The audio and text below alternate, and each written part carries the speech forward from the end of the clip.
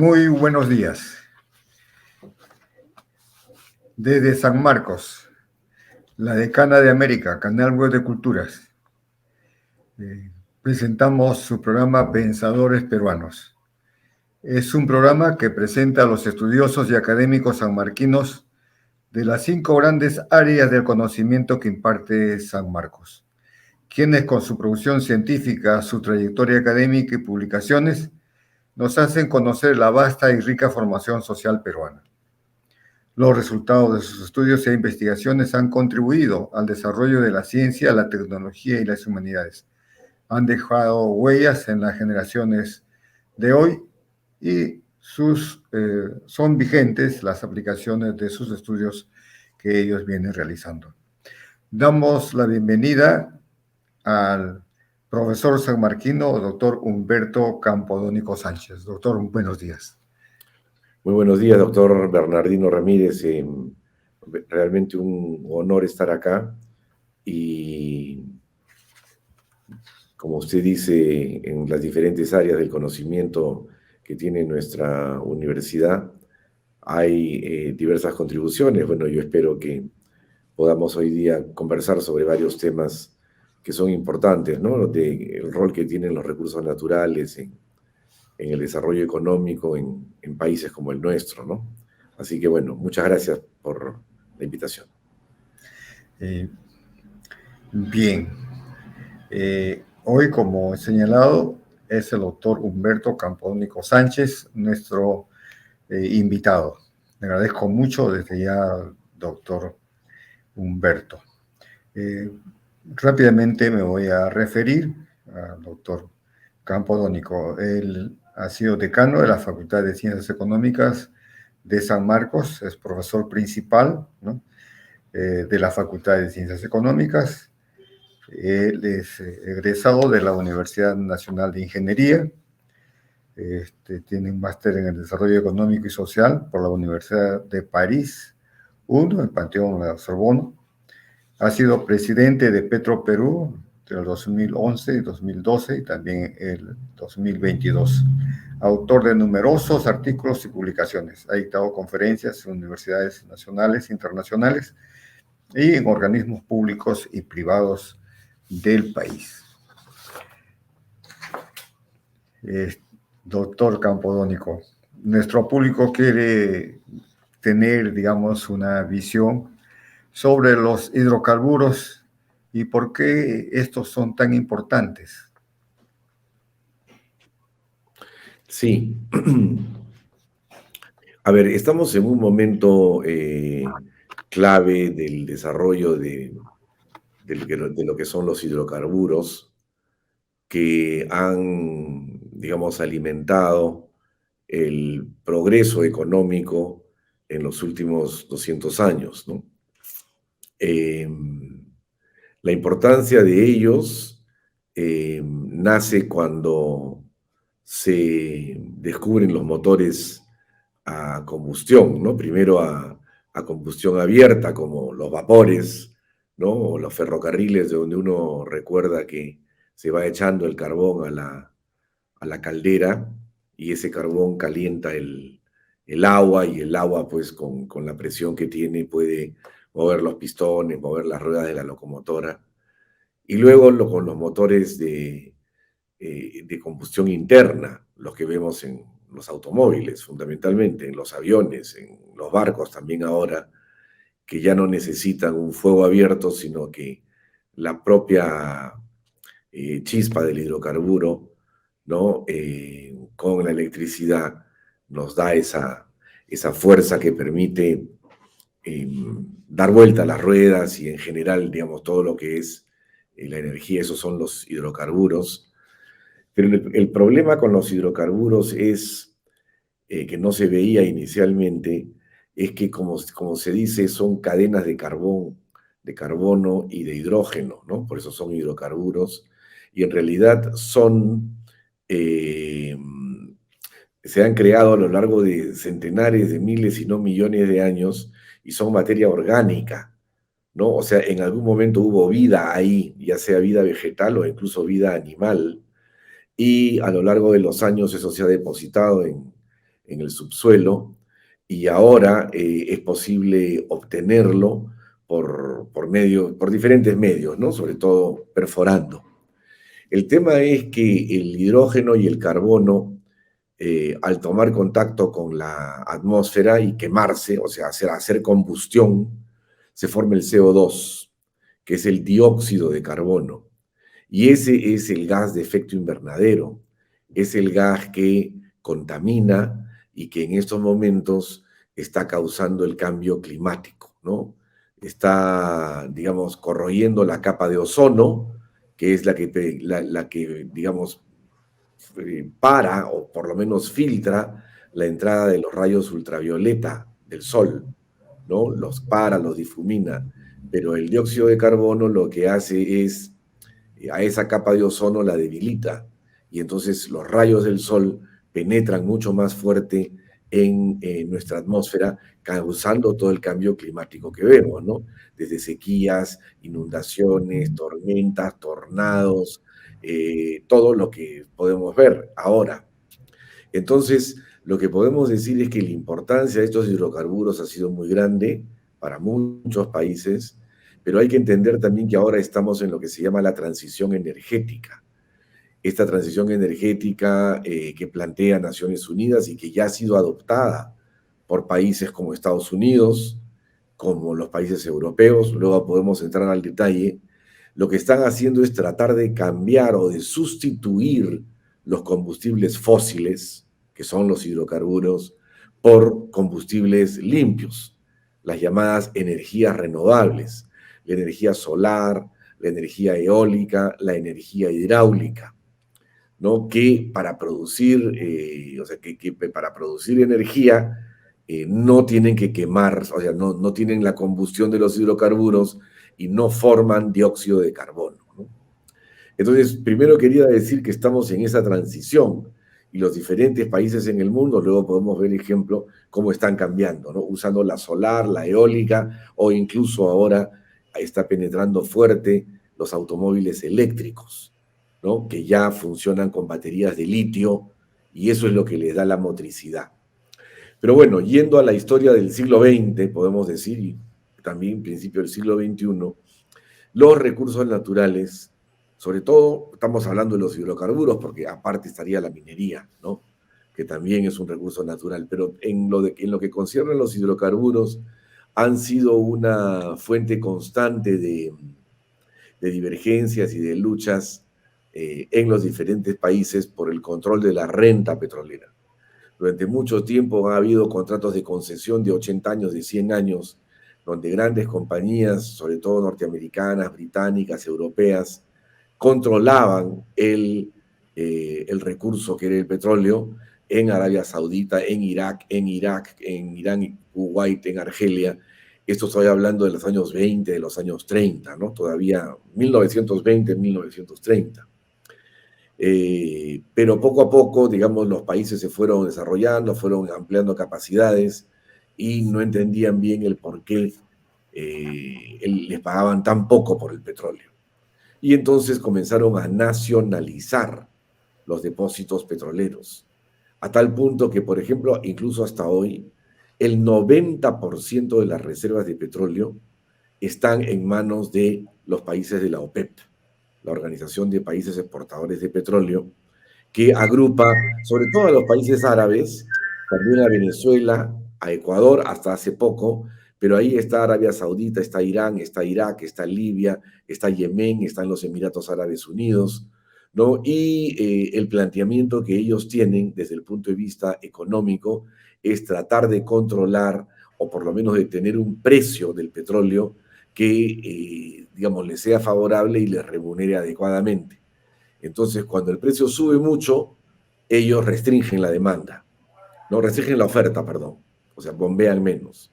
Y cuando el precio baja, entonces en ese momento a ellos lo que les conviene es que la oferta sea menor. Y cuando el precio sube, entonces en ese momento bombean más.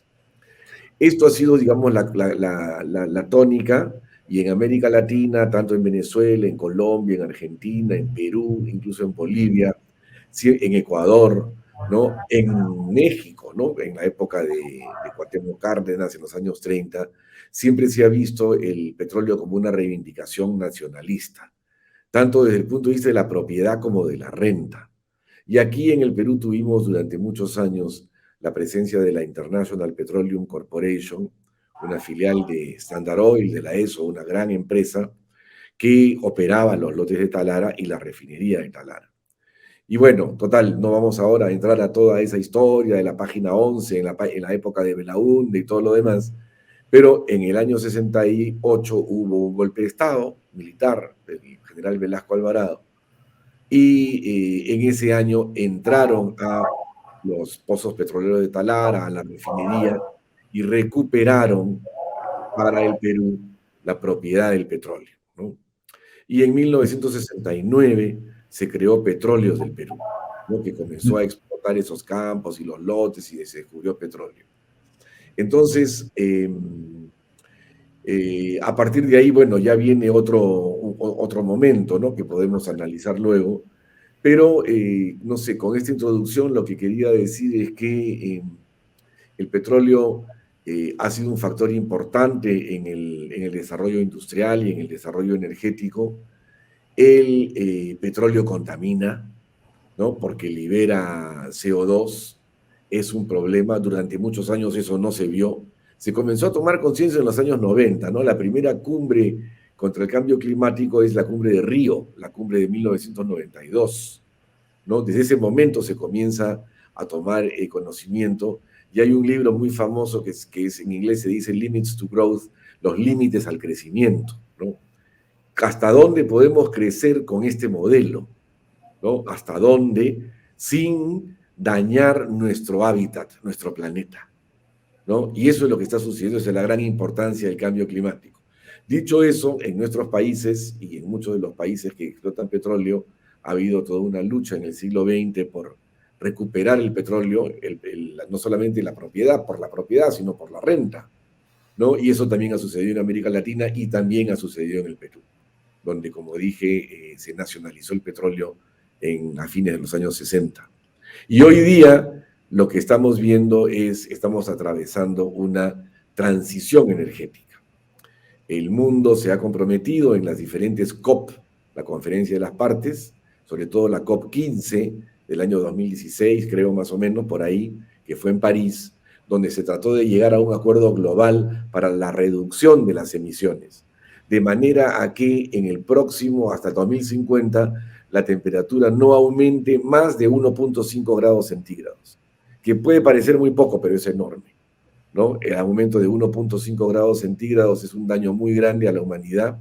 Y si uno ve la curva de cómo ha evolucionado la emisión de CO2, uno desde la época de Cristo la ve plana, plana, plana, plana, plana, plana, plana, hasta 1500, 1600, que comienza la revolución industrial y de ahí se eleva casi como una flecha hacia arriba, porque todo el desarrollo industrial que conocemos, o sea, toda la vida que tenemos hoy, ¿no? Está basada en gran medida en esta civilización del petróleo. Entonces, bueno, ese es el contexto en el cual nos toca actuar y bueno, esa es la primera reflexión que yo quería hacer para los televidentes de San Marcos. Bien, doctor, nos ha dado usted un panorama no solamente peruano, sino mundial, de la situación de los hidrocarburos y particularmente del petróleo. Y claro, se habla del cambio climático, ¿no? Y muy poco se escucha del calentamiento global, ¿no? Parece que lo de la NASA prefieren hablar de cambio climático y no de calentamiento global, ¿no? Eso por un lado. Y por otro lado, cómo afecta pues, este calentamiento también a la situación pues, de la atmósfera en su conjunto, ¿no? Particularmente en países como el nuestro.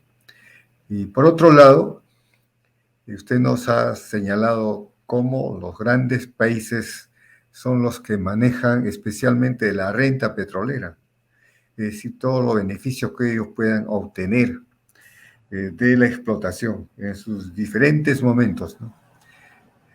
Entonces, sucede pues que los países que tienen petróleo, particularmente como los nuestros, pensemos como los árabes, también como Venezuela, y otros están sometidos a estas grandes empresas que tienen su sede en países realmente de los llamados los siete grandes ahora, ¿no? Excluyéndolo a China, a la India, a Rusia. Bueno, doctor, así parece el panorama y nos preguntamos por qué es que siempre son eh, los extranjeros los que manejan, por ejemplo, en el caso peruano, la explotación hasta la comercialización del petróleo. Usted ya lo ha dicho bien, que esto llega hasta la época de Velasco, ¿no? El año 68, cuando finalmente, después de los problemas que hubo con la página 11, Lorete Mola, en fin, y la caída de Belaúnde, se crea Petróleos del Perú, ¿no? Y tenemos una nueva etapa en el país. Esta nueva etapa va a significar, se supone, un manejo autónomo, un manejo nuestro de este recurso tan importante, ¿no? Pero parece que paulatinamente la participación extranjera es cada vez mayor en la explotación del petróleo que tiene el Perú. Con los descubrimientos que se hicieron de los pozos en la selva y también los que aún están en el litoral de Piura, ¿no? Frente a Talara en fin, y siguen apareciendo más recursos y con unas reservas inmensas. ¿Qué deberíamos hacer ahora, doctor, para que esta situación cambie, ¿no? Y que realmente sea el país, ¿no? El que maneje propiamente este recurso? Bueno, eh, yo quisiera entrar un momento al hecho de que durante el gobierno, o la mayoría del régimen de Fujimori, eh, se llevó a cabo la privatización de grandes sectores de la economía. Y esto obedecía a un fenómeno que se venía dando mundialmente, pero del cual no voy a abundar mucho, es el auge del neoliberalismo en Inglaterra con Margaret Thatcher, en Estados Unidos con Ronald Reagan, ¿no? Como producto de los problemas que había tenido el estado del bienestar, o sea, las economías mixtas, ¿no? Keynesianas, donde, digamos, había un manejo mixto entre el capital privado y el Estado. Había seguridad social, había pensiones para los más ancianos, al mismo tiempo también había cobertura de gastos en salud, etcétera. Entonces, al entrar en crisis este estado del bienestar, eh, el neoliberalismo comenzó a plantear que la salida a la crisis era la privatización, ¿no? O sea, el hecho de que el Estado se aleje de la economía y que sea el mercado aquel que resuelve los problemas, ¿no? Y para los neoliberales el mercado no solamente era un medio para lograr un objetivo, como lo fue para Adam Smith, sino que el mercado decide y es el mercado es medio y fin a la vez. Y me explico, ¿no? Porque esto vale la pena remarcarlo. Cuando Adam Smith, que es el padre del liberalismo, dice que hay una mano invisible que no es pues el amor del carnicero por la carne, ni del gafitero, ni del tendero, ni de ninguno, aquel que es por nosotros, sino que es, digamos, lo que ellos hacen por su propio bienestar, lo que finalmente lleva a que una mano invisible promueva el bien común, ¿no? El bienestar general. Y en eso había una inclinación fuerte de Adam Smith por la religión y todo. O sea, el mercado era un medio para lograr el bien común, que todos estén bien. La gran diferencia con el neoliberalismo es que el bienestar común no importa. Lo que importa es que el mercado decida. Y si hay desigualdad, bueno, pues el mercado decidió desigualdad. Y si hay pobreza, también.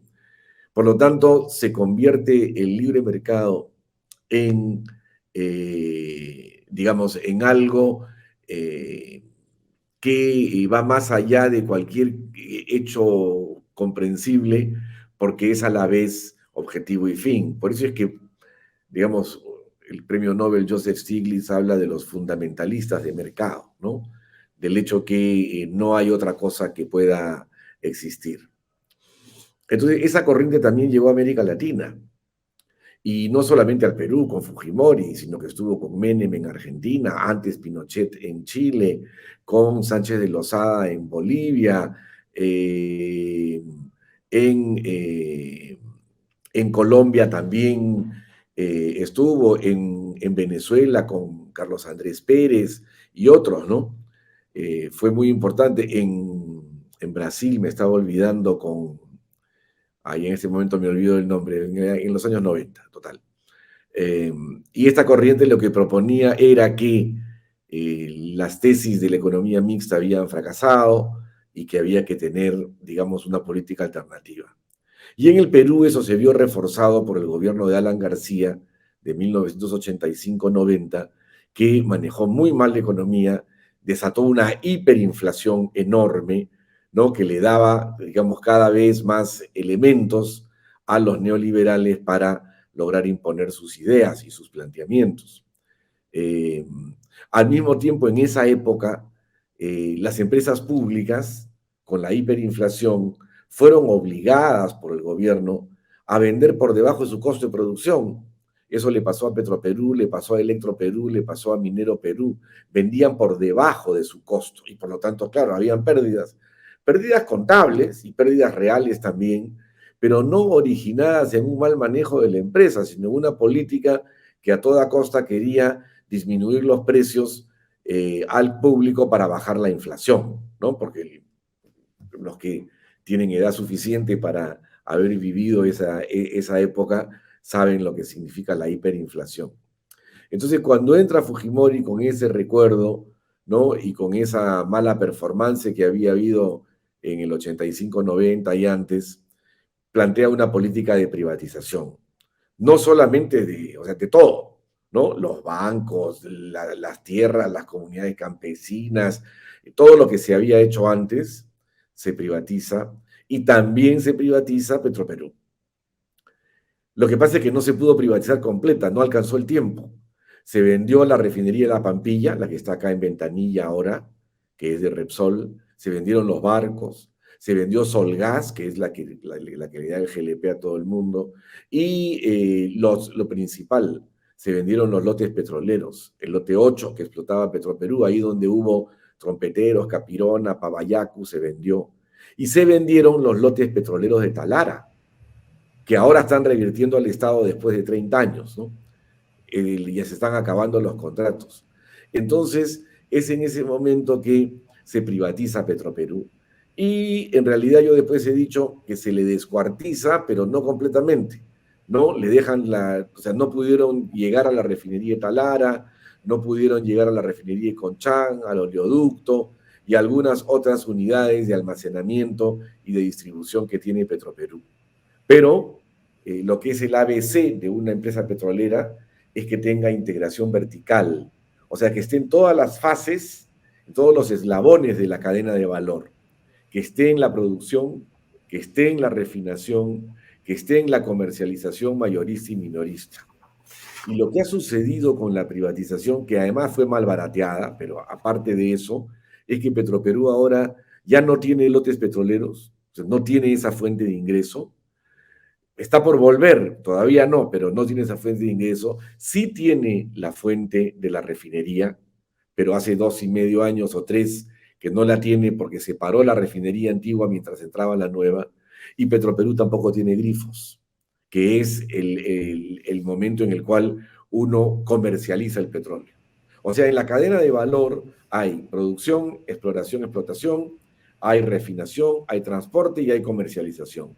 Y todas las empresas en el mundo, las grandes, tanto las llamadas siete hermanas, ExxonMobil, British Petroleum, Texaco, Occidental Petroleum, están integradas verticalmente. Y también están integradas verticalmente la de Arabia Saudita, la de Irak, la de Irán, la de Yemen, Emiratos Árabes, yacimientos petrolíferos fiscales de Argentina, Petrobras de Brasil, Ecopetrol de Colombia, Pemex de México, todos están integrados verticalmente. Petroperú no. Petroperú lo único que tiene es que como no la pudieron privatizar todo, tiene la refinería de Talara y algunas cosas más. No tiene ni la explotación de petróleo para tener renta petrolera, ni tiene sus bocas de salida a los grifos. Por lo tanto, es una empresa que compite en inferioridad de condiciones, ¿no? Y que ha sido muy maltratada por el Estado en la medida en la... Eso podemos hablar luego, ¿no? Pero entonces a lo que quiero ir es que con la privatización de Fujimori de los años 90, que eso es lo esencial, es algo que se mantiene hasta hoy. No ha podido ser revertido, a pesar de que ha sido, si ustedes quieren, congelado, pero no revertido. Y en la Constitución del 93 hay un artículo que es el artículo 60 que habla de la subsidiariedad de la actividad empresarial del Estado.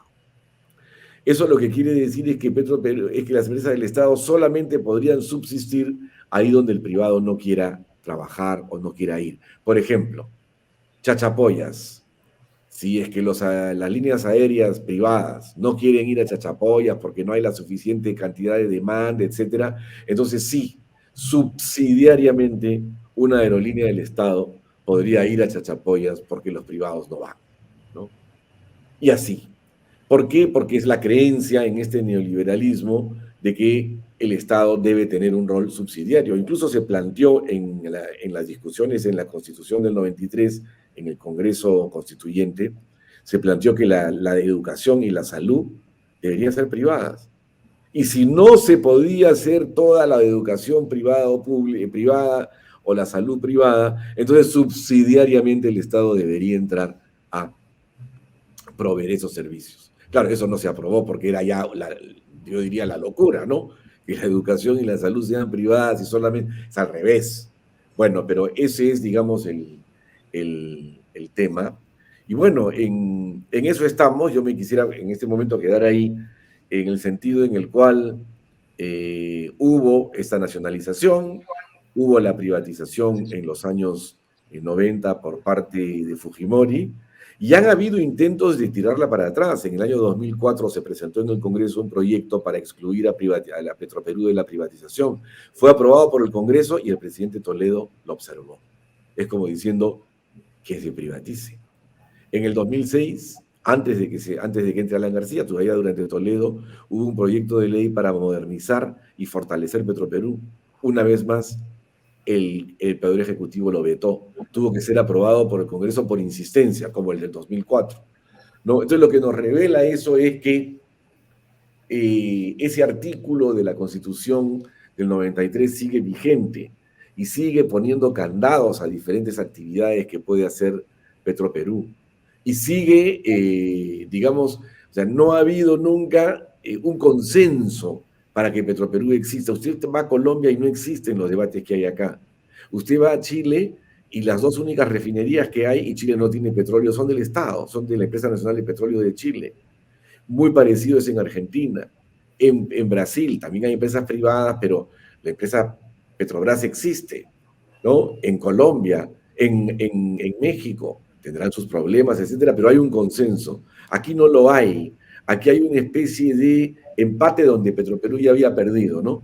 Entonces, unos años te privatizo, te vuelvo a privatizar o no, te defiendo, que se hace Talara, que no se hace, que te doy los lotes, que no te los doy, que si te vas a hacer Talara, te endeudarás tú solito porque el gobierno no te va a dar un mango, ¿no? O sea, ya Talara, que la Petroperú que vea cómo hace, y eso se mantiene hasta hoy. Y a mí me parece que ese es uno de los grandes problemas que debiera nuestra sociedad resolver, ¿no? El hecho de tener un consenso para la empresa. Bueno, podemos hablar de cómo se ha hecho en otros países, de repente yo creo que es importante e interesante, pero lo que puedo decir como balance hasta ahora es que no hay un consenso para Petroperú. Se nacionalizó, luego se privatizó, no se pudo hacer todo, y está entre una cosa y la otra. A ratos te privatizo, a ratos no, No, no te doy esto, te voy a privatizar, vamos por aquí, vamos por allá, la refinería es una cafetera, no sirve, Petroperú es una empresa quebrada, está mal, y así estamos, ¿no? Y yo creo que justamente hay roles de Petroperú en el desarrollo energético del Perú, en los planes a mediano y largo plazo. La transición energética es larga, pero ahí hay que actuar, hay que ver lo de los vehículos Eléctrico. eléctricos, hay que ver toda una serie de cosas y para eso necesitamos un consenso que lamentablemente hasta ahora no existe. Así es, doctor. Eh, Usted nos muestra un panorama realmente nada halagüeño para el país, ¿no? Comienza con la Constitución del 93, y usted bien lo ha dicho, cuando se modifica esa economía de bienestar por el neoliberalismo, ¿no? Aunque allí también hay un problema vital, entiendo que es la contradicción entre el capital y el trabajo, porque desde el consenso de Washington, ¿no? y su aplicación en los países que usted ha referido, con Thatcher, Reagan y los presidentes como Pinochet, Menem y Fujimori y otros en América Latina, bueno, pues lo que se ha visto es un golpe muy duro también a los trabajadores, ¿no? Y justamente ese es el asunto, que vea usted cómo a través de la aplicación de estas medidas neoliberales el golpe fuerte, fuerte, lo reciben los trabajadores. Sus organizaciones, sus gremios en general ya no pueden ir a la eh, reunión colectiva y ya no pueden movilizarse, no pueden reclamar, etcétera, ¿no? En fin, pero el golpe es fuerte contra los trabajadores. Eso se ve y poco se dice a veces de esta situación del neoliberalismo. ¿Y cómo es que esto se puede ver, antes de ver otros puntos, en el caso de Petroperú, de Talara, con los trabajadores, ¿no?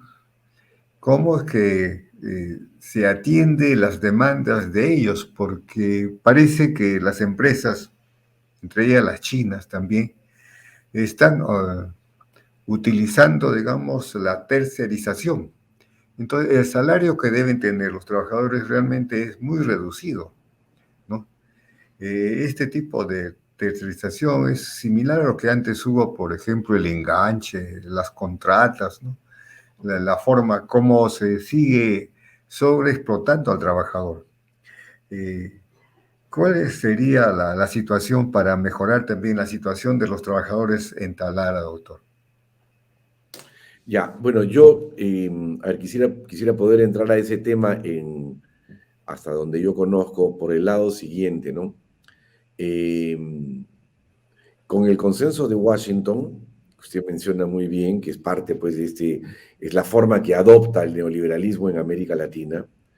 En el año 90, que es el año en que se celebra esa conferencia del consenso de Washington, el Banco Mundial publica por primera vez uno de sus informes donde dice que su rol principal y fundamental es el de combatir la pobreza, ¿no? La cual hacen un estandarte y la ponen en todo el mundo, y ese combate contra la pobreza del Banco Mundial se va a hacer, se van a hacer encuestas nacionales de hogares, se va a determinar un cierto ingreso que tenga que haber y ya está. O sea, si se va reduciendo la pobreza de acuerdo a esa encuesta nacional de hogares, la ENAO en el Perú, aunque se replica en todas partes, eso ya nos va a ir diciendo qué bien le va o qué no le va al país.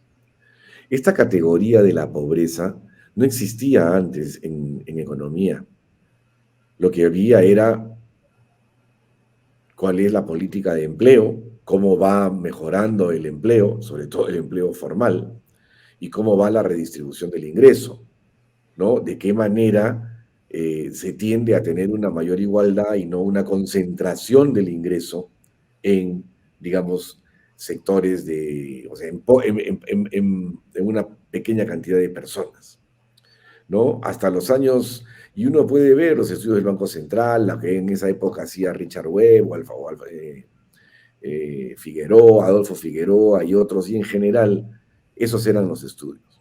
Pero luego vino el tema pues de la pobreza y al mismo tiempo se le echó la culpa de todos los problemas que habían tenido nuestras economías al planteamiento de la CEPAL, de la industrialización por sustitución de importaciones, ¿no? Entonces, todas las políticas industriales dirigidas por el Estado, el apoyo a una o a otra, etcétera, eso era lo malo, había que votarlo.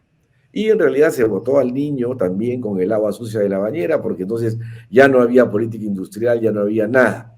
Solamente el mercado decidía, los recursos naturales se tienen que explotar y lo que se pueda. Detrás de esa careta, evidentemente, hubo un apoyo enorme del Estado a las empresas mineras con bajos impuestos, los gastos tributarios, etc. Pero lo que tenemos, por ejemplo, cuando se nos dice que la pobreza bajó de 50% a 20%. Sí, es verdad, bajó. Pero lo que no se dice, porque era un umbral, ¿no? 1.300, 1.400 soles por familia. Ya. Pero no se habla de los llamados no pobres vulnerables, que eran como un 13, 14% adicional, ¿no? Entonces al 20% había que sumarle 13 o 14, que en cualquier oportunidad podían regresar a ser pobres cuando la situación económica le fuera mal. A diferencia de Argentina o de Chile, donde la pobreza está más baja, pero los no pobres vulnerables son muy poquitos, ¿no? Lo que quiere decir que hay una clase media, trabajadora, formal, etcétera, que ha podido consolidarse. Entonces, en el Perú, en este momento la informalidad ronda el 80%, ronda el 80%. Y la pobreza ha subido de 20 a 26, 27, pero el tema es que al mismo tiempo se eliminó todo aquello que tenía que ver con una política de diversificación productiva.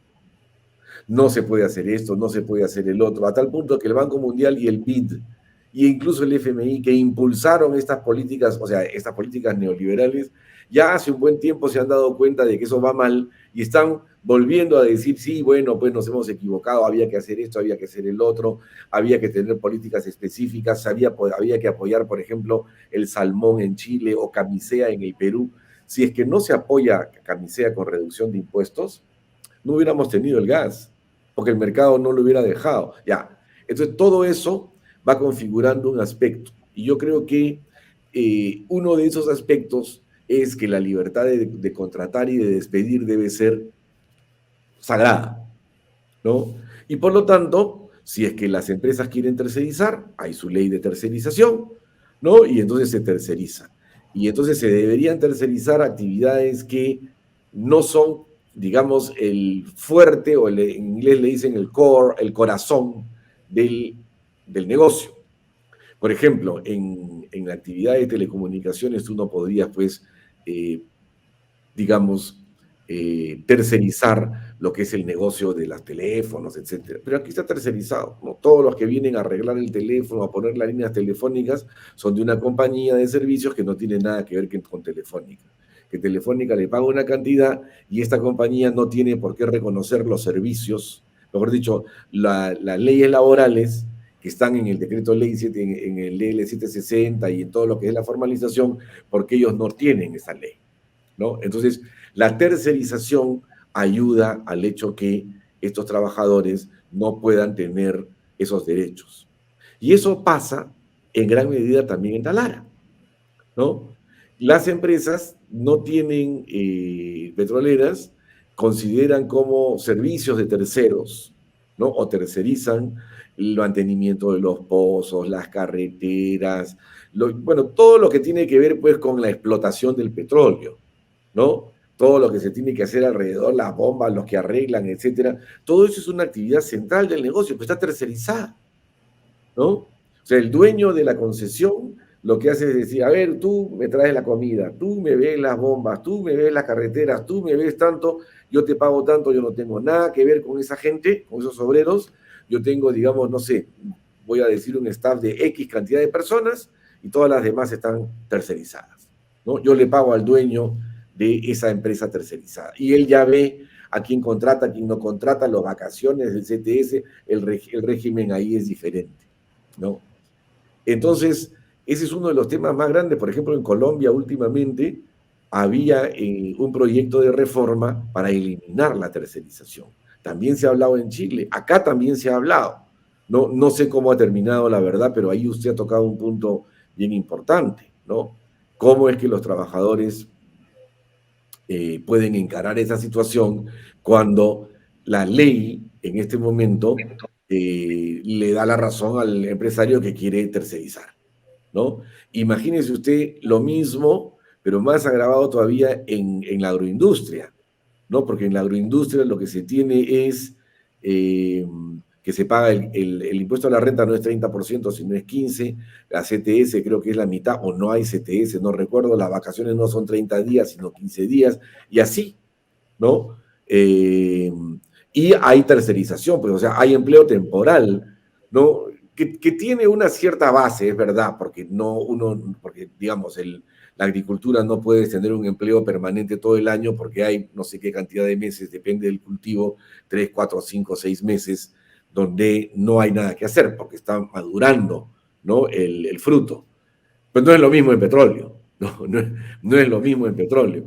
Igual, pero bueno, esas leyes están ahí y esas leyes son las que, bueno, pues han ido en desmedro, como usted dice, la relación capital-trabajo ha disminuido el ingreso de los trabajadores. Yo hace unos 8 o 10 años publicaba muy regularmente en mi columna en La República cómo iban evolucionando las ganancias y los salarios, ¿no? A partir de las cuentas nacionales del INEI. Y yo le llamaba la boca del cocodrilo, ¿no? Porque se abría así como boca de cocodrilo, lo que subía eran los ingresos, o sea, las ganancias, y los salarios iban a la baja, incluso en tiempos de gran crecimiento, ¿no? Ya no lo he hecho últimamente, me ha dado usted una buena idea, vamos a ver si revivo esa boca del cocodrilo, ¿no? Pero sí, pues, yo concuerdo con usted que hay un deterioro de las relaciones capital-trabajo con lo negativo yendo para el trabajo. Doctor, qué interesante realmente lo que usted nos viene diciendo. En estos días se habla bastante de la modernización de la planta de Talara. ¿Qué nos puede usted decir de esta modernización?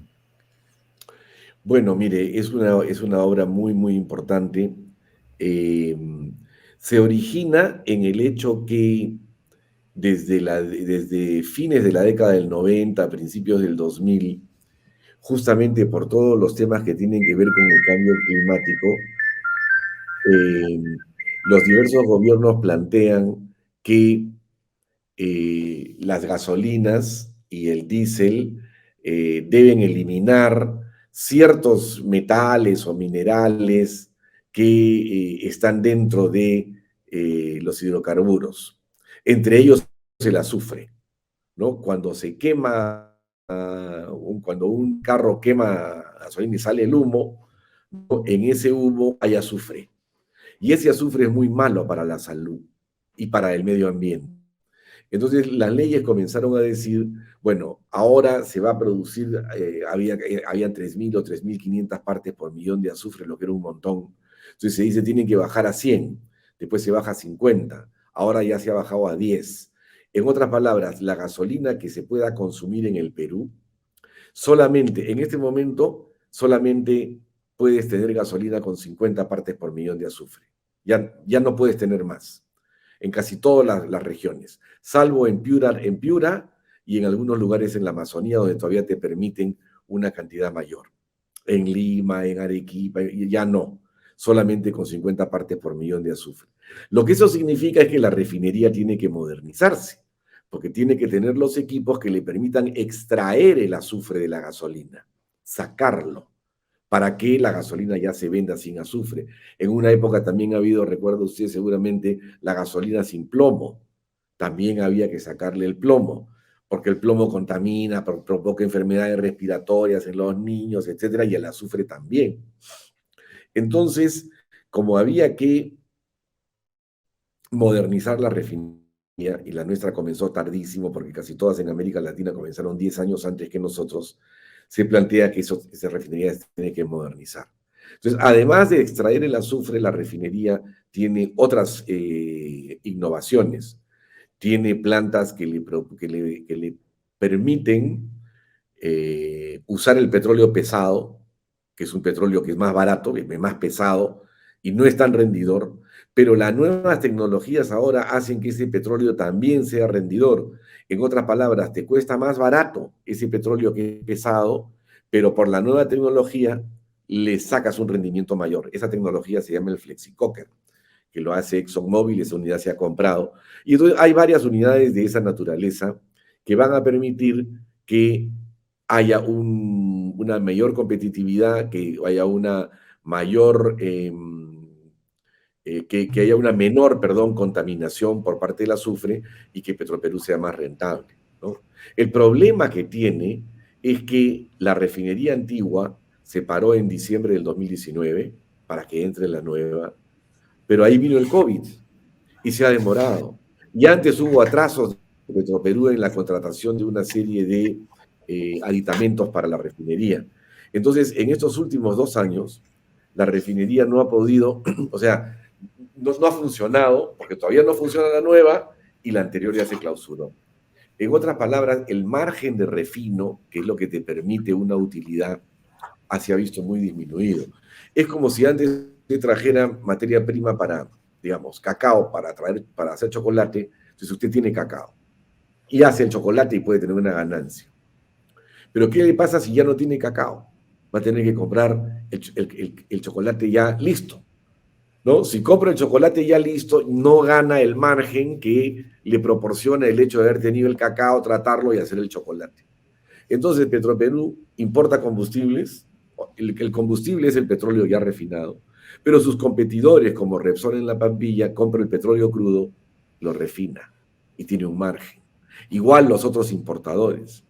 Entonces, en estos últimos 2 años, Petroperú ha estado, digamos, jugando con dos amarradas a la espalda.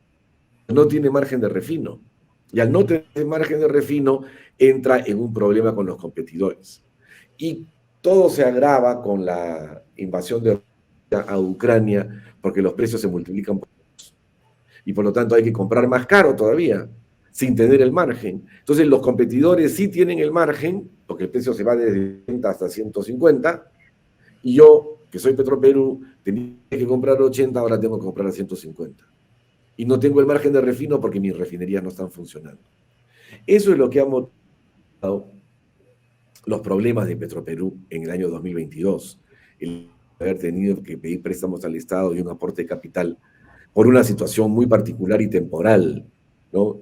Ahora con la refinería ya funcionando al 50-60% y dentro de un mes, se dice, ya va a funcionar al 100%, ya en estos momentos la refinería va a poder aportar y va a dar utilidades y va a tener competitividad y va a hacer que la situación de Petroperú mejore radicalmente, porque ya va a tener, digamos, va a producir chocolate para vender chocolates, o sea, va a tener petróleo crudo, lo va a refinar y va a vender combustibles. Y va a tener competitividad y va a poder recuperar mercado, que ahora se ha perdido frente a la competencia. Entonces, eso es lo que está en juego ahora con Petroperú. Y también, de la mano de eso, están los lotes petroleros. Los lotes petroleros de Talara, que siempre fueron de la refinería, fueron de International Petroleum Corporation, fueron también de Petroperú, ya revierten después de 30 años, revierten al Estado, acaba el contrato. Entonces, lo que se está planteando es que Petroperú entre a explotar algunos de esos lotes para poder tener acceso a la renta petrolera, ¿no? Que es enorme porque el costo de producción de esos lotes está entre 30 a 40 dólares por barril y actualmente el precio está en 80, o sea, hay 40 dólares de ganancia. Pero si el precio por cualquier lío en el Medio Oriente o en Ucrania o en Irán sube a 120, 130 dólares por barril, el margen es mayor, ¿no? La ganancia, claro, el consumidor se va a ver perjudicado, pero no Petroperú, ¿no? Y ya se verá de qué manera se puede mitigar eso al público. Pero si Petroperú no tiene petróleo, lo va a tener que comprar ese petróleo de Talara, que está al lado de la refinería, y la refinería por eso se construyó ahí. Lo va a tener que comprar sí o sí a 80 dólares, a 90, a 100, a 120, a 150. No hay forma que no lo compre, porque eso es la dieta de la refinería. O sea, la refinería come eso. No come el petróleo que está ahí al costado, porque por eso se construyó ahí la refinería, ¿no? Así es, Entonces, doctor. Justamente, ¿no? Parece que hay voces que señalan que esos pozos petroleros que están frente a Talara, que tienen concesión 30 años y que ya culminan, parece que quieren que continúen, ¿no? Con lo sí, cual dejarían realmente sin esa utilización por parte de Petroperú, ¿no? Afectando realmente la economía peruana cuando realmente deben devolver. Y es que la intención de la privatización continúa. Estuve leyendo a un especialista sobre esto y nos dice, vea usted, con la privatización fragmentada de Petroperú, se transfirieron filiales rentables como Solgas, Naviera Transoceánica, la privatización de lotes petroleros con reservas probadas, en especial en la cuenca de Talara y el Zócalo continental, y Selva Norte, lote 8, para privilegiar intereses lobistas. Se privatizó a precio de huevo roto la principal refinería del país a favor de Repsol, que mantiene la mayoría accionaria en la Pampilla, o sea, en Ventanilla, que satisface el principal mercado de combustibles. O sea que ojalá pues vuelvan estos lotes a Petroperú, ¿no? de Y eso que se no trata, sigan justamente. estando pues en manos privadas, como realmente vemos que Petroperú no maneja pues la producción de petróleo en forma vertical, ¿no? Sino de forma fragmentada, solamente algunos sectores, como bien usted lo ha señalado. Doctor, hay tantos otros puntos que podríamos ir conversando, viendo, por ejemplo, lo del oleoducto, ¿no? La explotación de la selva, el petróleo, y si es posible que el Perú pueda autoabastecerse con este hidrocarburo, ¿no? Todavía, ¿y por qué tiempo sería, doctor?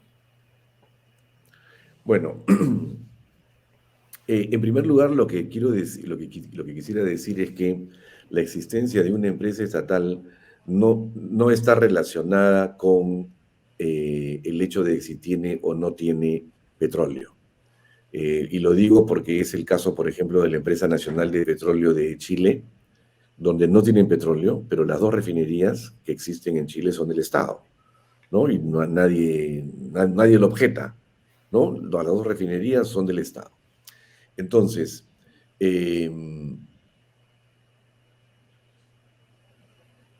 el petróleo nacional es muy importante porque hace que las empresas paguen regalías, hacen que las empresas empleen gente y paguen impuesto a la renta, ¿no? Por lo tanto, no es lo mismo para el Estado comprar petróleo colombiano o ecuatoriano que petróleo peruano, porque el petróleo colombiano hasta podría ser un poco más barato, digamos, no tiene por qué serlo, pero el petróleo colombiano paga impuestos en Colombia, paga regalías en Colombia y emplea gente en Colombia, ¿no? Si nosotros lo traemos tal cual de allá, el precio puede ser muy parecido, porque el flete no es tan lejano, pero no tenemos esa fuente de empleos y de impuestos y de regalías que sí hay. Entonces, eso es clave, por ejemplo, promover el petróleo, la inversión en el petróleo peruano. Eso es muy importante de contar con el petróleo peruano y el oleoducto es clave porque permite transportar ese petróleo de la selva a la costa, ¿no? El tema es que ese oleoducto se lo han encargado a Petroperú y en un momento se transportaban pues 120.000, 130.000 barriles. Hoy día la producción es muy pobre, pero quien incentiva y quien tiene el encargo de desarrollar las reservas en el Perú y de que haya exploración y de que vengan compañías, etcétera, no es Petroperú, es Perú Petro, ¿no? A veces el nombre engaña. Ya, Perú Petro es la Agencia Nacional de Hidrocarburos. Ellos son los dueños de los lotes, ellos concesionan, firman contratos, promueven, ven el tema de los impuestos, ven que se cumpla el tema ambiental, etcétera. O sea, Perú Petro antes era Petroperú. Petroperú tenía una gerencia de contratos, Pero en el año 2003, en el año 93, eso se abolió con la ley de hidrocarburos y se formó Perupetro, ¿ya? En otros países también hay Agencia Nacional de Hidrocarburos, en Colombia, en Brasil, en Chile, en Perú. Entonces, lo que sucede es que últimamente casi no hay producción de petróleo en el Perú, que no le compete a Petroperú, y sin embargo Petroperú tiene el oleoducto. Y tiene que gastar 60 millones de dólares anuales y no se transporta casi nada.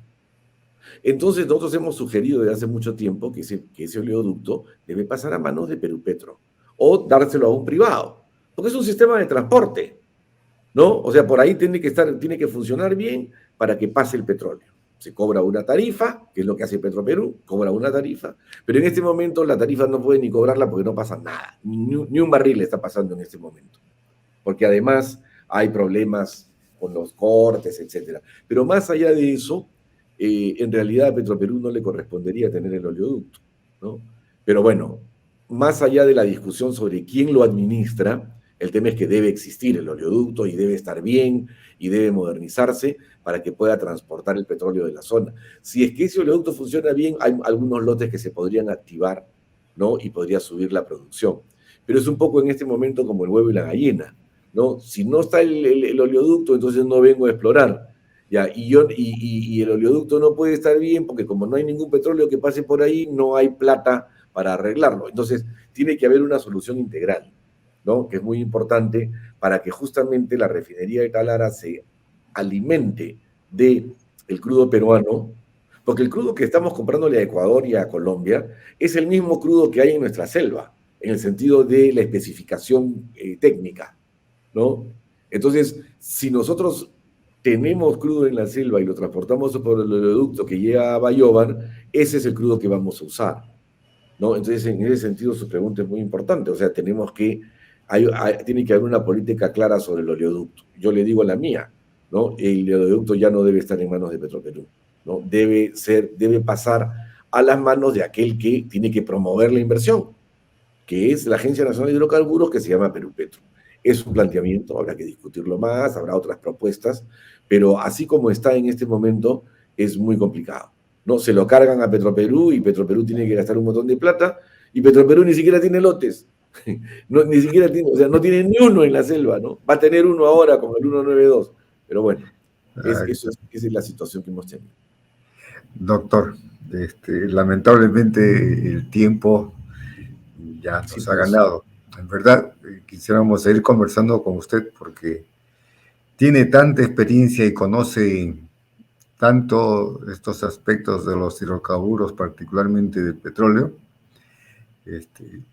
Tal vez será posible en otra oportunidad. Claro que sí, encantado, encantado. Podemos tocar algunos temas más específicos o este tema de la transición energética es bien importante, ¿no? Podríamos Sí, tratar, yo sí, creo doctor. que debe interesar. Lo hemos visto en otros países, ¿no? Lo vi en China, por ejemplo, a los automóviles funcionando con electricidad. Y creo que en Estados Unidos también han decretado que Y a acá partir de tenemos los años litio. 30 para adelante ya no se pueden, se Así tendrán que es, producir automóviles con electricidad. así Bueno, es, ese cambio, pero también había que ver esos otros asuntos, ¿no? De así la es. cuestión hidroeléctrica. Bueno, doctor, sus palabras finales para nuestro programa. Bueno, yo quiero agradecer la invitación que se me hizo para conversar sobre todos estos temas. Eh, Tenemos una buena cantidad de años dedicada a haberlos estudiado. Esperamos que el público televidente de San Marcos considere que hay una utilidad, no en el sentido economicista, sino en el sentido de aprovechamiento para el conocimiento de lo que hemos conversado ahora. Creo que los temas son importantes y sobre todo, si yo tuviera que terminar con algo, es que necesitamos un consenso positivo de largo plazo para Petroperú. No existe, no existe. En estos momentos hay los que están acá, los que están allá, y la verdad no se trata de que uno triunfe sobre otro, no, se trata de un consenso. Se trata de decir, bueno, la empresa está aquí, tiene estas debilidades, hay que mejorarlas, tiene estas cosas positivas, debe ocuparse acá de esto, del gas natural, debe ocuparse de acá, debe estar en la transición energética en los vehículos eléctricos, o sea, hay que discutirlo. En Chile, y con esto termino, en el 2015 y 2016 hubo casi un año de discusión entre el gobierno, las empresas, la sociedad civil, los colegios profesionales, las comunidades indígenas que estaban en la zona, las universidades, ¿no? Para determinar cuál era el plan energético Chile al 2050, ¿no? Y se aprobó. Y dentro de ese plan se aprobó el rol que debe tener la Empresa Nacional de Petróleo de Chile, ¿no? Para ver ese plan al 2050. Ese plan no tenemos acá. ¿Y sabe por qué no lo tenemos? Porque como el mercado decide todo, el gobierno no puede tener, el Estado no puede tener plan de mediano plazo, porque en ese momento estaría interfiriendo con las libertades que debe tener el inversionista en todo momento. Así estamos hasta ahora, ¿no? Entonces, desde ese punto de vista, ese consenso es el que necesitamos junto con ese plan de mediano y largo plazo sobre energía. Muchas gracias por la invitación. Doctor, a usted muchas gracias. Y a todo nuestro público que nos ve y escucha, también muchas gracias y muy buenas tardes. Muy buenas tardes también. Gracias. Gracias. Hasta luego.